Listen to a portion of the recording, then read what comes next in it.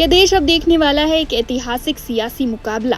क्या सत्ता और विपक्ष आमने सामने बैठकर करेंगे ओपन डिबेट?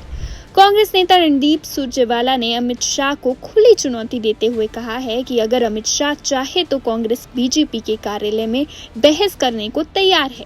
जगह कोई भी हो, बस तारीख और समय तय कर दीजिए। सुरजेवाला ने साफ कहा है कि कांग्रेस बहस से पीछे नहीं हटने वाली है। उन्होंने खास तौर पर न्यूनतम समर्थन मूल्य यानी एमएसपी का मुद्दा उठाया और आरोप लगाया कि सरकार किसानों के हितों को नजरअंदाज कर रही है। उनका कहना है, अगर सरकार की नीयत साफ है तो खुले मंच पर किसानों और व्यापारियों से जुड़े हर सवाल का जवाब देना चाहिए। इस पूरी बयानबाजी के बीच एमएसपी अब राजनीतिक बहस का केंद्र बन गया है। क्या ट्रेड डील से किसानों को फायदा होगा? क्या सरकार एमएसपी को लेकर स्पष्ट रुख रखेगी? रणदीप सुरजेवाला ने अपनी प्रेस कॉन्फ्रेंस में क्या कुछ कहा, जरा सुनिए। सर, क्योंकि आप ट्रेड डील पे सवाल खड़े कर रहे हैं, कल गृह मंत्री अमित शाह का बयान आया था। उन्होंने कहा था कि जो ये ट्रेड डील पे फार्मर्स और व्यापारियों की आप लोग बात कर रहे हैं, उन्होंने कहा है कि राहुल गांधी अगर चाहें तो खुले मंच पे आके चर्चा कर सकते हैं। कहीं ना कहीं चैलेंज किया गया है गृह मंत्री अमित शाह द्वारा राहुल गांधी को कि वो आके चर्चा कर सकते। तो क्या कांग्रेस पार्टी इस चैलेंज को एक्सेप्ट करेगी? क्या आप कोई ओपन डिबेट के लिए जाएंगे? देखिए, राहुल जी ने इसीलिए हमको और खड़गे जी ने आदेश दिया कि तथ्य सार्वजनिक पटल पर रखो।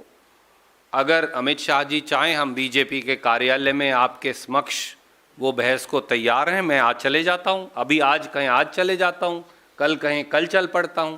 अमित शाह जी की मर्जी है, उन्होंने मुझे निर्धारित कर दिया है। वो जिसको निर्धारित करेगी पार्टी, वो जाने को तैयार है।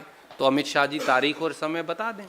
रणदीप और जी, यहाँ आना चाहें तो हम यहाँ अच्छी चाय पिलाएंगे उनको, आपके साथ बैठाएंगे, तो यहाँ भी हम तैयार हैं। सर, आपने 2-3 क्रॉप की चर्चा की, जिसमें ज्वार, मक्का और सोयाबीन की बात आपने कही। अमित शाह ने कहा इन ड्यूरिंग यूपीए सरकार जो सपोर्ट प्राइस पे परचेज की गई थी, उससे 15 गुना ज़्यादा मोदी सरकार ने 10 साल में सपोर्ट प्राइस पे परचेज किया है। आदरणीय मित्र, मैं कई बार सदन के पटल पर ये बात रख चुका, मैं फिर दोहराता हूँ। ये कहते हैं कि वो 26 फसलों का एमएसपी घोषित करते हैं। वो घोषित करते हैं, देते नहीं।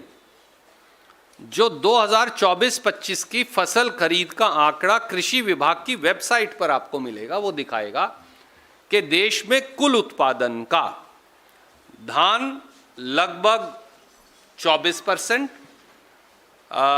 गेहूं लगभग 40%, 2% कम ज़्यादा होता रहता है।